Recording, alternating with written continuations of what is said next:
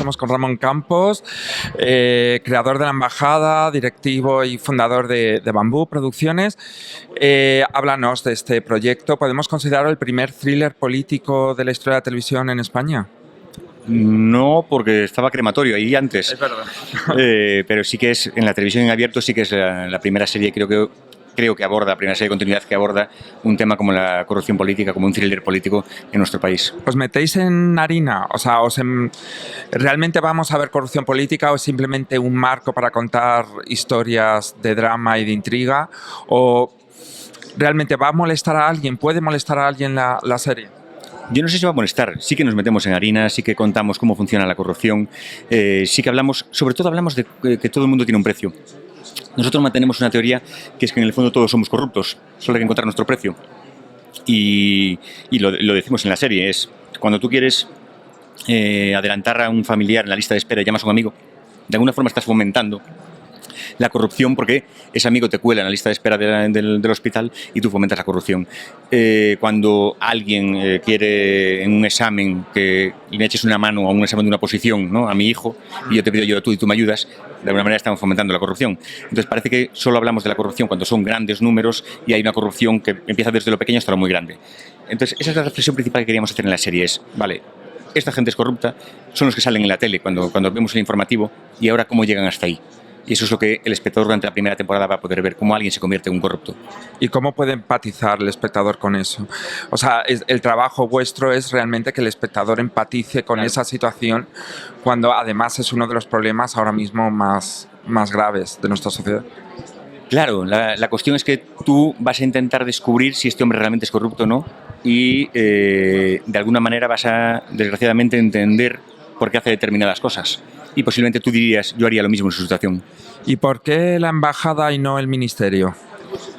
Porque sí que creemos, y esto es una sensación que tuvimos Tere y yo, que para hacer más atractiva la serie, que no fuera una serie oscura, una serie de pasillos y despachos nada más, el llevarla a un lugar paradisíaco, donde supuestamente nada malo puede pasar, era bueno. La sensación es que llegas a Tailandia y todo va a ser cosas buenas. Y no es alejar un poco como la corrupción, como decir, vale, hablamos del tema, pero con distancia, no metiéndonos del todo. Para nada. Cuando veas el capítulo te darás cuenta. En realidad lo que hacemos así es crear una especie de microcosmos, un reflejo en pequeño de lo que es la sociedad española, la corrupción política en España, y nuestros personajes no actúan en un mundo aparte de España. Nuestros personajes tienen sus enlaces en España, tanto empresariales como políticos. Entonces, de lo que estamos hablando de alguna forma es, en España hay órdenes para la gente que vive en Tailandia. Lo que sí nos permite eso es que todos los elementos que suele haber en una trama de corrupción, nosotros los tenemos dentro de una embajada. Y a nivel técnico, el hecho, no habéis rodado en España con actores, ¿qué ha supuesto? Realmente, no hemos visto el capítulo aún, pero realmente ¿tienes la sensación de estar en Tailandia o os ha costado mucho conseguirlo? ¿Cómo? Pues yo creo que sí que tienes la sensación. Nos fuimos 3 semanas a Tailandia, un equipo de 12 personas a grabar fondos. El equipo de guionistas también se vino para intentar quedarse con la sensación que transmitía Tailandia, el director de fotografía también, para ver los colores del país. Y lo más complicado que tuvimos fue, para el director de fotografía Jacobo Martínez, convertir Madrid en noviembre, diciembre y enero en una Tailandia que es dorada, que está llena de luz y de sol. Yo creo que el espectador se va a quedar con una muy buena sensación y sí que va a tener esta impresión de que esta gente vive en Tailandia. Es cierto que el capítulo que vais a ver hoy le faltan 2 o 3 secuencias que estamos trabajando todavía los efectos para la emisión en televisión, que todavía refuerzan más esa impresión. Pero bueno, ya me dirás cuando la veas. Bambú no para de crecer. Hace poco nos enterábamos de que habéis vendido la primera serie para Netflix. Háblanos de este proyecto. Pues nada, es muy ilusionante. Netflix se puso en contacto con nosotros porque les gustaba mucho Velvet y Gran Hotel, y eran 2 series que habían funcionado muy bien en su plataforma, y nos pidieron si podíamos crear para ellos algo en la misma línea. Empezamos a hablar con ellos en diciembre y 2 meses después estaba ya firmado el contrato y empezamos a trabajar, a rodar en agosto de este año para estreno a principios del año que viene. O sea, podemos hablar entonces de una serie de época. Sí, es una serie de época, es una serie de los años 20, 30, 29 y 30, y es una serie que trata sobre el mundo de la comunicación, que a nosotros nos parece muy interesante porque no deja de ser un reflejo de lo que está pasando hoy. En los años 29 y 30 fue una revolución en los medios, en el mundo de la comunicación, y hoy en día está pasando un poco lo mismo. Y a nivel creativo supongo que es muy diferente una serie para Netflix que una serie para Antena 3, por ejemplo. Sí, se toman más riesgos, digo yo. Claro, nosotros arrancamos a crear la serie sabiendo que ellos eran fans de Gran Hotel y de Velvet y eso les había funcionado, por lo cual teníamos una base ahí desde la que partir.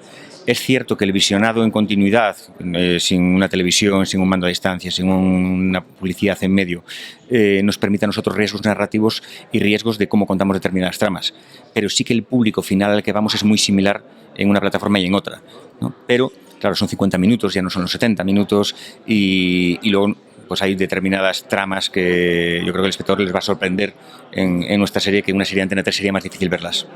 Por cierto, antes se me olvidó preguntarte, ¿qué opinas de los casos de corrupción, además en la Embajada de Tailandia, ahora recientemente los papeles de Panamá, todo esto de fuera parece un poco publicidad de vuestra serie, ¿no?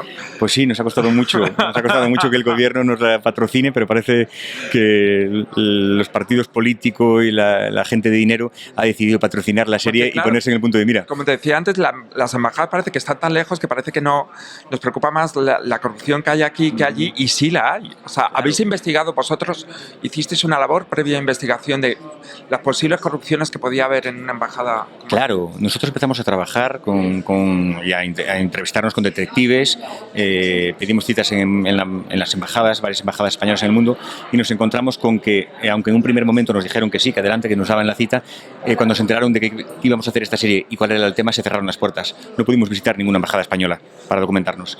Lo que sucedió, que fue lo maravilloso, es que al día siguiente empezamos a recibir llamadas de diplomáticos off the record contándonos qué sucedía en las embajadas y cómo funcionan las embajadas. Entonces, todo lo que sucede en nuestra embajada sucede en realidad en las embajadas del mundo. Entonces, no es muy diferente lo que sucede en una comunidad autónoma, no es muy diferente lo que sucede en los partidos políticos en Madrid. Es muy parecido todo, porque la corrupción al final se basa en gente que quiere hacer dinero y para eso corrompe a los que están en el poder. Y los que están en el poder se corrompen ¿cómo? Cobrando parte del dinero que se va a invertir. Y así funciona siempre la corrupción. Y en el camino se oculta dinero, que es lo que sucede en Panamá. Claro, sí. Hablábamos también de la expansión de Bambú. Os expandís también, no solo en la ficción, ahora hace poco habéis comenzado con el entretenimiento. Estrenáis dentro de poco un programa con Pedro García Aguado sobre hackers. Háblanos qué más proyectos hay, cómo va esa, por qué os lanzáis a eso. Pues yo soy un fiel espectador del entretenimiento y del factual. A mí me encanta el entretenimiento y el factual. Me lo paso muy bien y todos los canales que se dedican al entretenimiento y factual están entre los favoritos en mi televisión. Entonces, durante mucho tiempo yo le decía a Tere que era un área que a mí me gustaría explorar, pero teníamos claro que primero teníamos que afianzarnos como productora de ficción y luego dar el siguiente paso. Y fue el año pasado cuando decidimos hacerlo, incorporamos a María Recarte, que venía de iWorks, de Warner iWorks, y empezamos a trabajar en Cazadores de Trolls con Antena 3, que es un programa que intenta dar caza a trolls de internet que amargan la vida o acosan a otras personas, a personas inocentes. Lo que sí teníamos claro es que, igual que hicimos con nuestra primera serie, es que había que volcar todos los esfuerzos en la primera serie, en Gran Reserva, por ejemplo, hubo que volcar todos los esfuerzos, tuvimos toda la productora dedicada a eso. En el entretenimiento quisimos hacer lo mismo, entonces hemos volcado todos los esfuerzos en Cazadores de Trolls. Hemos estado muy implicados, Teresa y yo, con Marías y con el resto del equipo en Cazadores de Trolls, y ahora la intención es que cuando se estrene empezar a expandirnos a otros tipos de programas. ¿Sabemos fecha de estreno? ¿Os han dicho algo?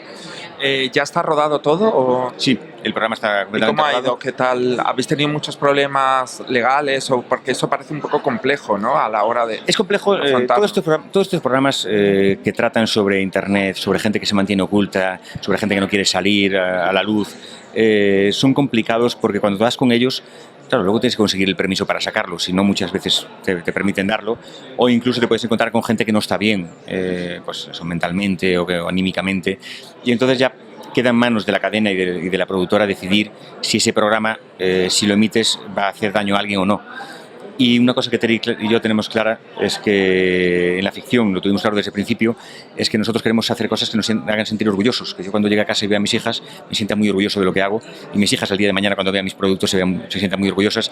Y en entretenimiento me pasa un poco lo mismo. Y si alguien se hace daño por un producto que yo hago, al final la televisión es entretenimiento, somos payasos. No vale la pena nada que haga daño a una persona por un producto de ficción o de entretenimiento. Pero también hay que mojarse. Sí, hay que coger riesgos. O sea, y si alguien afecta... Yo creo que es distinto. Yo creo que tú cuando vas a afectar a alguien, te pongo las dos partes. En la embajada no me preocupa que alguien se moleste porque yo diga que hay corrupción en España. Es un hecho. En Cazadores de Trolls no me gustaría que una persona que en un momento dado no se ha dado cuenta de a dónde llegan sus hechos o no se encuentra sana en ese momento y yo la localizo y las pongo al público, esa persona, si se hace daño, para mí es un problema. Sí. Pero es un problema con mi ética. Sí. Estoy de acuerdo, pues muchísimas gracias, mucho éxito hoy. Gracias. Y en cuanto esté, hombre, claro, Sí. ahí estaremos, sí. Muchas gracias, Ramón.